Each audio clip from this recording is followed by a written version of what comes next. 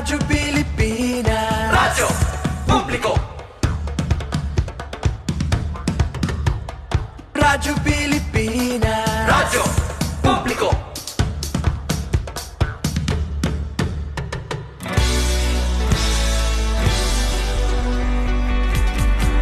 Mahalagang mga balita, napapanahong impormasyon. Kami ang inyong gabay pag may bagyo at sakuna. Serbisyo ng gobyerno kapag may nangangailangan. Mga proyekto ng Pangulo, damang-dama ang pagmamahal niya. Tulay ng mga hinaing, ang problema ng bayan ating lulutasin. Tulay sa himpapawid, tulay ng pagbabago. Radyo Pilipinas, Radyo Publiko. Ng bagong Pilipinas, Radyo Publiko. Radyo Pilipinas, Radyo Publiko. Ng bagong Pilipino. Mga proyekto ng Pangulo, damang-dama ang pagmamahal niya. Radyo Pilipinas, Radyo Publiko. Ang boses ng Pangulo.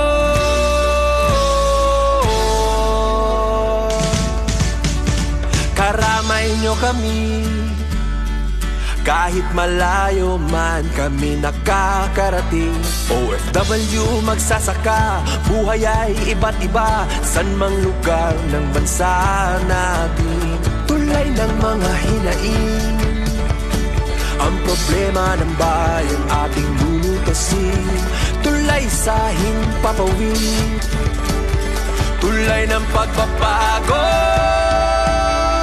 Radyo Pilipinas, Radyo Publiko. Ng bagong Pilipinas, Radyo Publiko. Radyo Pilipinas, Radyo Publiko. Ng bagong Pilipino. Mga proyekto ng Pangulo, damang-dama ang pagmamahal niya. Radyo Pilipinas, Radyo Publiko. Ang boses ng Pangulo. Radyo Publiko. Radyo Pilipinas, Radyo Publiko. Radyo Pilipinas.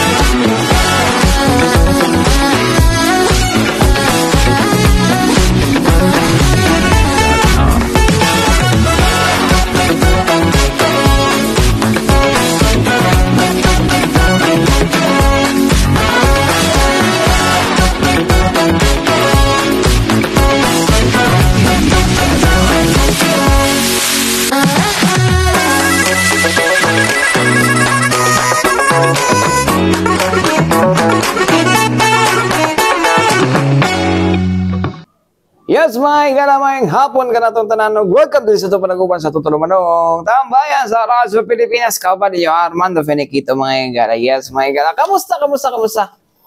No? Kamusta ka mo diha mga igala, no? Sa atong palibot diha, no? Giulan na ba mo? Ang ito pag-asa ba kay apektado to sa ulan mga igala, no?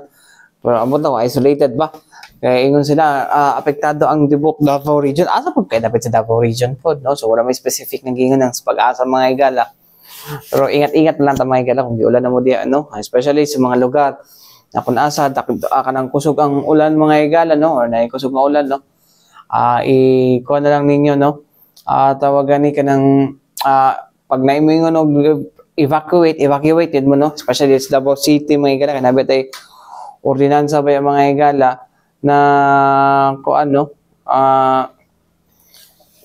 multahan mga higala no ang kinsa magmagkahi nga mag-evacuate mga katambayan no. Anyways mga katambayan no dinhi sa to ang karon no expect na daw ang ato ang sa tawag ani mga higala nag-expect na ato ang Island Garden City of Samal no nga positibo ang mahimong response ni Pangulong Ferdinand R. Marcos Jr. mga higala with regards sa expansion no or pagsulod sa Davao Light and Power Company Incorporated diha sa kuan mga higala Island Garden City of Samal no. So mo lang ginaasahan mga higala kay tungod lagi tawagan ni mo nila hang ginadugay na nga kuan no nga nasa stable power supply mga higala. So mahimo mo mong ginilahang kuan jud nun ya sayang man pud kay kung siya may nakamasa kabalo ay siya may taga Samal no. And siya taga Samal tapos ikaduha mga higala kuan pud siya mayor sa diha so siya kay mas nakabalo sa needs no. So ang kuan is mong hawa mo mga investor gud pag walay stable power supply mga higala kay walay stable power supply wala po'y tubig no. Naka-experience pa ako diha no nga pasanginlan ko nga damak ko kay nag-brown out to wala tubig nya nag-abro na mo sinitabo wala ka pang buhos.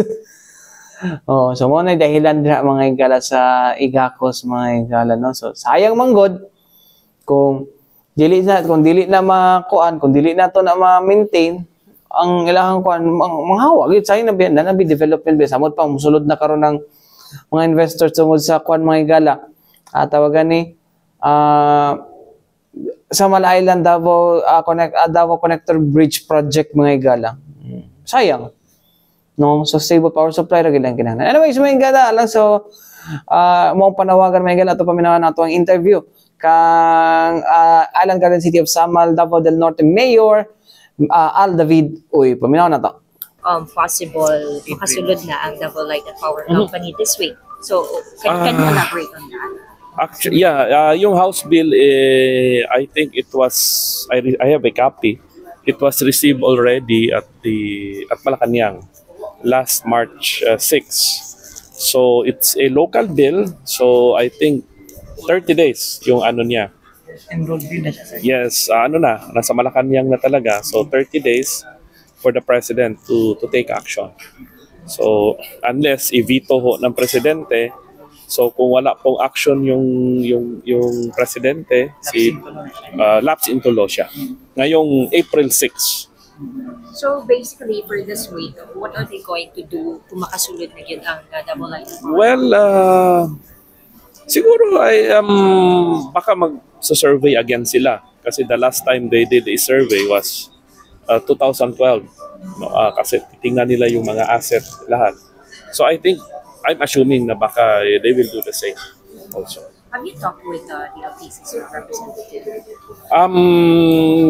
Sa PC karon ma'am wala na but last year when we started with the process sa Congress kabalo naman mo no sa stand na to diha sa Samal. It's been going on since more than 10 years already. So hopefully madunggan sa ako ang presidente ang mulo sa katawhan na I think it's time for a change na talaga sa kuryente nato sa Samal. So hopefully padayon pa rin or there will be a possibility na we will veto it again? Well, no, I cannot really give an answer kasi prerogative talaga ng presidente yan. So we are praying, hopefully it will be passed into law. Sa bang advantage sir kung Davao Light ang kaning mag-distribute? Number one is mas barato ang kuryente. I mean, nakita naman ninyo sa mga charts no, na nanggawas comparing not only DLPC but other electric co-ops operating in Region 11. Kita man nato ang sa presyo. And of course, the customer service, yan talaga yung pinaka-importante. Bahala na mahal, basta okay yung serbisyo, di mo dito magreklamo. I think yan talaga yung pinaka-contention talaga, is the service talaga. So mo to mga higala no, ang pahayag ni Mayor Al David Uy mga higala with regards sa atong sa kung no, sitwasyon dyan sa Samal mga igala no, gato ilang ginapangantik no, mo to main. Ang ilang kuan no nga unta no makasulod na gid ang Davao Light mga igala silahang kuno lang area mga igala kay dako kayo kuno dako gid kay impact mga igala para sa ilahang mga igala especially sa ilahang ekonomiya no kung nanay stable power supply siya bahala nagmahal basta stable lang no dili putol-putol dili taas nga brown out no karon mga igala mga resort owners mga igala sa base sa mga naobserbahan dito na sila generator so nagbayad sila kuryente kuan pa sila ang gasolina ay usab na crudo ba na di ba so doble ng gasto so kung mosulod ang kuan dito wala na para siya di na siya madlok nga paghawa niya kay last term naman niya no maging stable na ang Island Garden City of Samal mga igala especially sa power situation. No? So anyways mga igala, ato sa ito pagbalik na story time ta no, with Al David Uy mga igala sa Gipayga. Actually, dugay ni katuni sa Gipayga yung navigational safety forum mga igala no, about Island Garden City of Samal. Ha, siya ipang-share dito. Anyways mga igala, balik ito man lang sa mga patatik, pinumdum ning ato si Bianan. Yes mga igala, balik kita diri sa itong panaguban sa itong tulumanong tambayan sa Radyo Pilipinas. Kauban ninyo Armando Feniquito mga igala. Yes mga igala no. Gaganihan itong kahisgutan mga igala no. Ang gusto sa gusto sa mayor diya sa Island Garden City of Samal which is Atbang Ragay sa Davao City mga igala no. Nga makasunod na ang Davao Light and Power Company. Diya sila hang kuano kay mo lagi na ilang ginakuan lagi no. Glisod sila kay na naputol ng submarine cable di no 2 years ago na daw mga igala 2 years mong pingingan pa mo 2 years ba o unsa ba so mo gini lang ginakuan karon kay kuan lagi no kay murag na isolate na pud balik ang unsa ni ang maong kuan no na isolate balik ang isla mga igala so maglisod sila kuno kanang kuryente mga igala actually mga igala kanang Samal mga igala if I remember 2003 or 2004 first na kung tamak diha mga igala no nga katong resort sa una no sa San Pedro Cathedral adi siya katong property sa una sa San Pedro Cathedral mga igala no kung asa nagabuhat og kanang mga activities no like trainings no generator ang kuan dito generator ang unsa ni naga-power amot lang kaya karon nun dito sa may barangay Tambo mga igala. So generator ang naga-power dito mga igala no silahang kuan. So oras mga igala no kuno sa lang no. Well, di man to resort, kuan man to. Kanang murag kanang mas mo consider nga retreat house or something na ana no. So mo to ang kuan sa una no. Karon mga igala daghan na kay mga resort diha karon sa Samal mga igala. No? So tapos daghang resort tapos wala sila stable, mo na lang ginakuan. Wala gina unsa ni?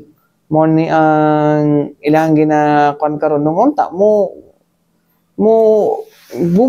kuan na pud no mo wala na ta sa stable power pero sa man nato nga ilang existing nga kuan karon di man daw kuan di man daw ang stable power supply. Hindi siya kay asa mayor, suma pa niya. Dapat mangita siya para pamaagi nga ang mga investors di manghawa. No? Sayang po ba yan? Anyways, may gala, story time ta may gala about Island Garden City of Samal may gala, no? Kani may gala si yaning speech may gala no sa Gipaygayon nga navigational safety forum may gala sa Philippine Coast Guard may gala nitong Lunes, no? Sa ito paminaw na mga ang story time ni Mayor Al David Uy. Paminaw na to. I would like to thank everyone, especially ang Philippine Coast Guard po for helping Samal. As you remember, I would like to siguro recall when Samal used to be composed of three municipalities back then. During 1967, when it was divided, Samal is supposed to be part of Davao City. Alam niyo po, Admiral, kinuwento po ito sa akin ni former President. When I was still a Vice Mayor sa Marco Polo, I think I invited him to my wedding, but unfortunately he can't make it. So he called me up. So sabi niya, magkape-kape kami the day before my wedding doon sa Marco Polo. Then he started talking about Samal. Sabi niya nga sa akin, sityat, meaning nagkamali yung tatay niya for giving Samal to Davao del Norte. Because Samal was supposed to be part of Davao City. But then, parang may problema ata, hindi ko na lang i-mention, may problema ata yung mga landowners dito sa Davao. So, yun ang nangyari. Supposed to be, Pakibato is supposed to be, yun ang ibigay sana sa Davao del Norte. But I guess, yun nga, yung mga landlords noon, parang kalaban ata nila yung gobyerno ng Davao del Norte noon. So, stay sila ng Davao. Nagreklamo si Davao del Norte, paano naman kami? Yun na lang, yung Samal. Okay. Sa inyo na yan, kasi puro man unggoy yung mga nakatira doon, pati wakwak. So yun yung, kaya yung Samal, nandoon sa Del Norte. And now, kasi totoo, yung hindi ito na yung Samal noon, marami talagang unggoy noon, yung sa beaches ng Samal. May aunt can attest to that. Doon sa area namin, sa malapit sa Ocean View, noon, yung mga unggoy doon, naliligo ng dagat, nanginginhas. No? Kumukuha sila ng mga seashells para kainin. Kasi that place before filled with mangroves. So ang dami talagang unggoy, mga deer, pero ngayon wala na, unfortunately. So, having said that, so over the years, Samal has really changed, especially now with the coming of the Davao-Samal Bridge. And of course, we have to take into consideration the security also of the island. And dito ho, malaki yung role ng Philippine Coast Guard. Alam naman natin that Samal, over the years, naging biktima rin ho ng mga unfortunate incidents like terrorism. Way back in 2000, 2001, alam naman ho natin na pinasok ng Abu Sayyaf yung Samal. Pinasok yung Pearl Farm. And that time, target din nila yung Ekran Berhad. Pero hindi ho sila nagtagumpay kasi lumaban yung mga security forces ng Pearl Farm. And hindi rin nila alam yung terrain ng area. And fast forward, 2015, they were successful. Pinasok nila yung Ocean View. They were able to abduct 2 Canadians, a Norwegian, and 1 Filipina. Unfortunately, the 2 Canadians were beheaded because the Canadian government, they don't want to negotiate with terrorists. They did not pay the ransom. So, yun. After that, I was the Vice Mayor back then. Talagang problema, bumagsak yung tourism ng Samal. When I became mayor by 2016, ayun na.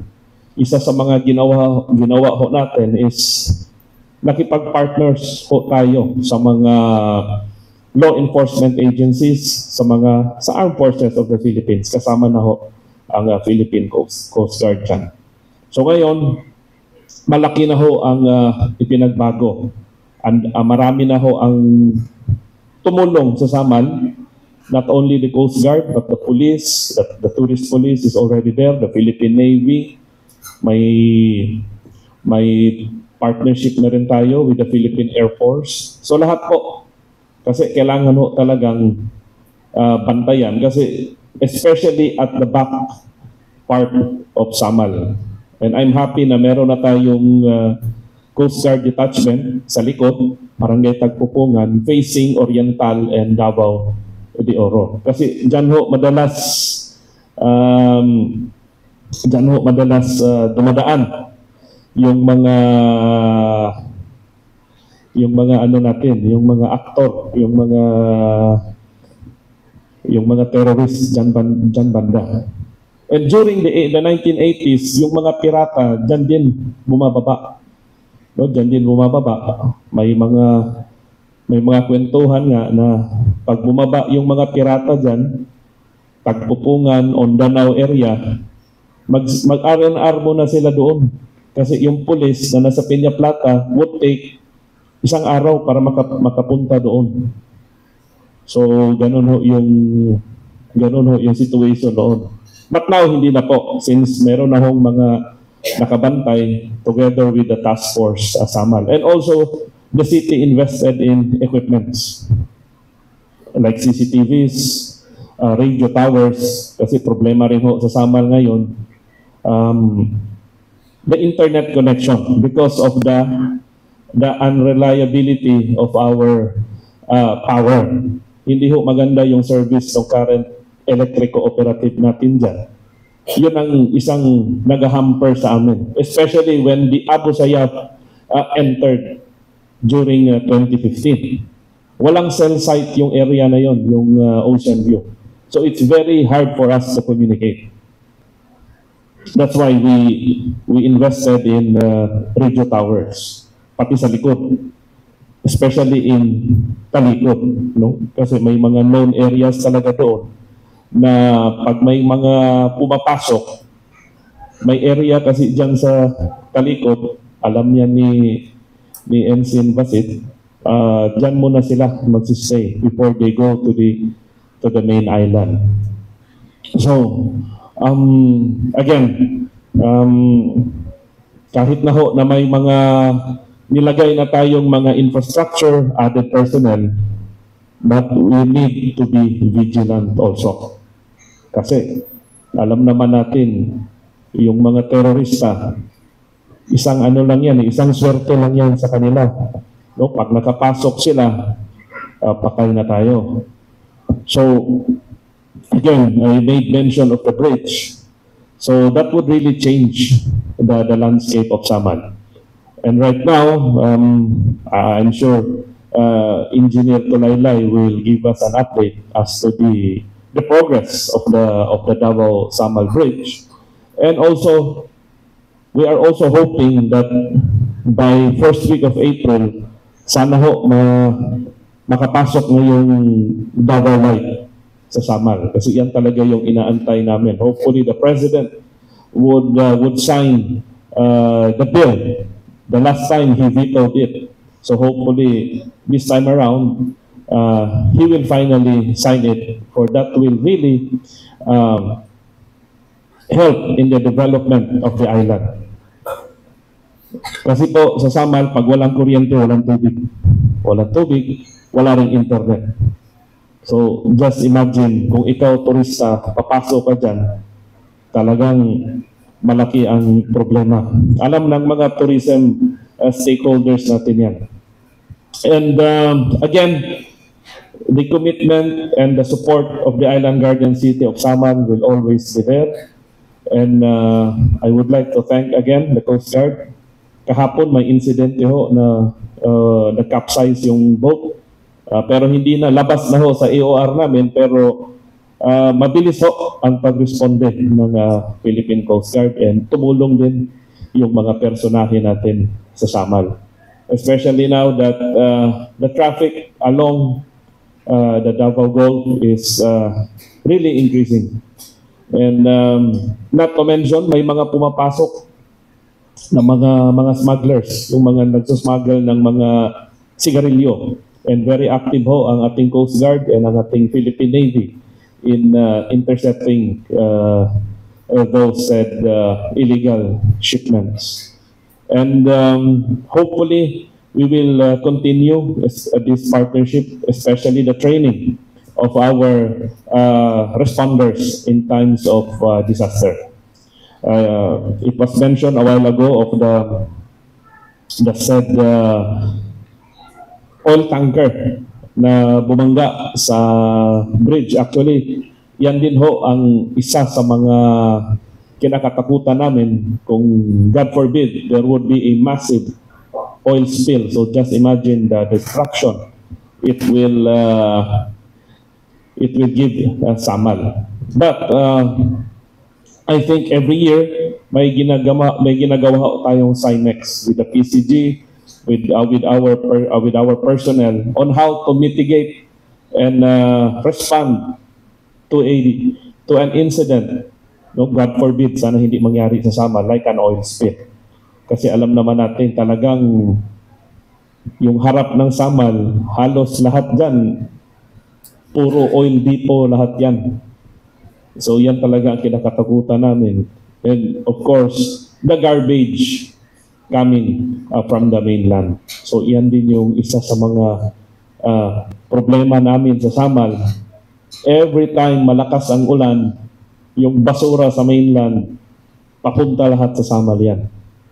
So yan yung mga nililinis namin. And kaya nga, meron kaming environmental fee na 50 pesos.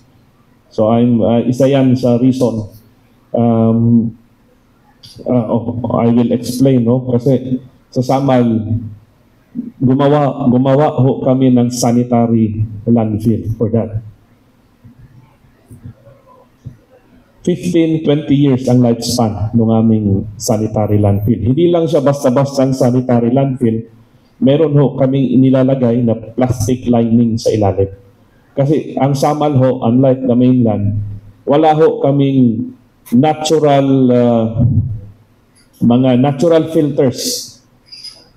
Hindi katulad dito, merong loam, may sand, may clay.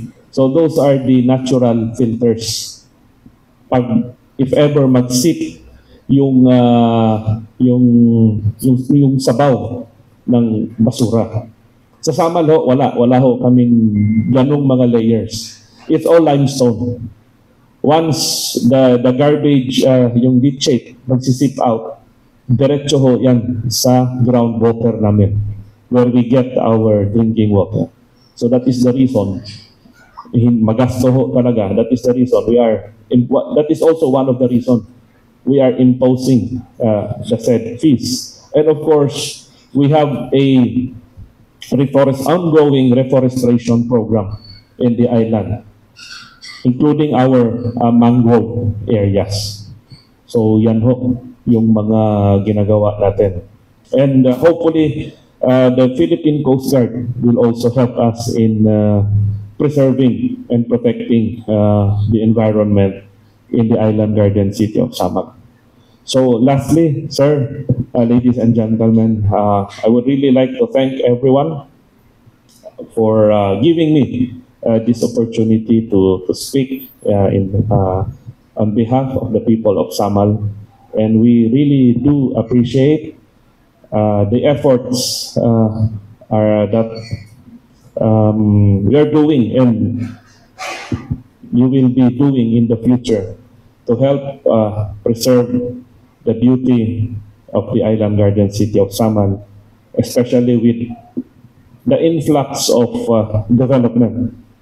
I'm on my last term now, so hopefully kung sino man yung susunod sa akin as the mayor of the island garden city of Samal will continue para hindi naman ho masayang yung mga naumpisahan natin. Again, daghang salamat. So mga mga no, ang ato ang story time no with Mayor Al David Uy sa Island Garden City of Samal mga igala no. So well mga mga igala niyahang nahimong pamahayag mga igala with regards aning